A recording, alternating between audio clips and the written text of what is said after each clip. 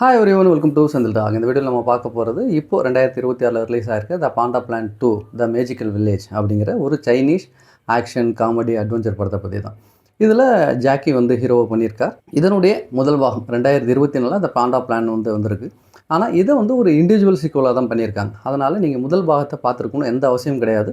டைரெக்டாகவே இந்த ரெண்டாவது பாகத்தை பார்க்கலாம். இந்த படம் எப்படி இருந்துச்சு அப்படின்னு சொல்லிட்டு இந்த வீடியோவில் பார்க்கலாம். இது வரைக்கும் நம்ம சேனலை சப்ஸ்கிரைப் பண்ணல அப்படின்னா சப்ஸ்கிரைப் பண்ணிங்க.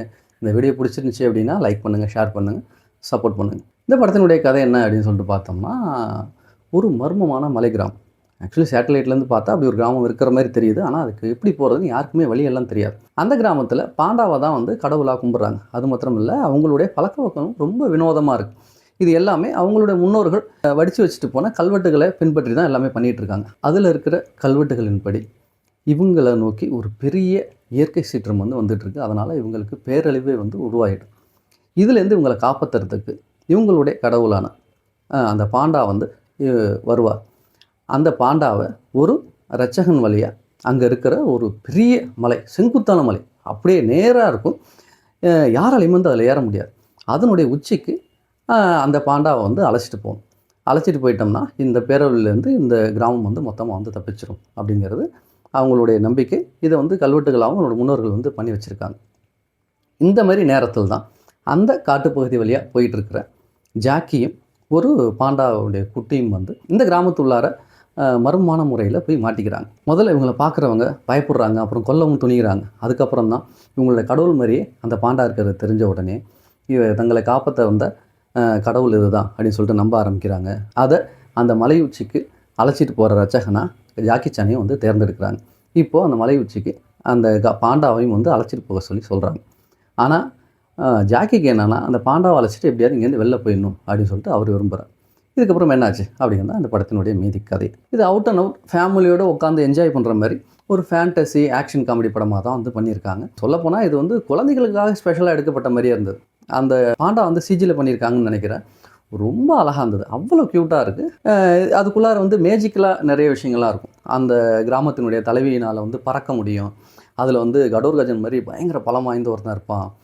அவங்க சொல்கிற எல்லா விஷயங்களும் எப்போதுமே ஒருத்தன் எழுதிக்கிட்டே இருப்பான். உடம்பு முழுக்க நல்லாயிருக்கும். அந்த எழுதுகிற கை ஒண்டியும் ஆர்னால்டு மாதிரி மிகப்பெரிய அளவில் இருக்கும். அப்புறம் அவங்களுடைய வாழ்க்கை முறை, அவங்க யாருமே முறை சொல்லி கூப்பிடக்கூடாது.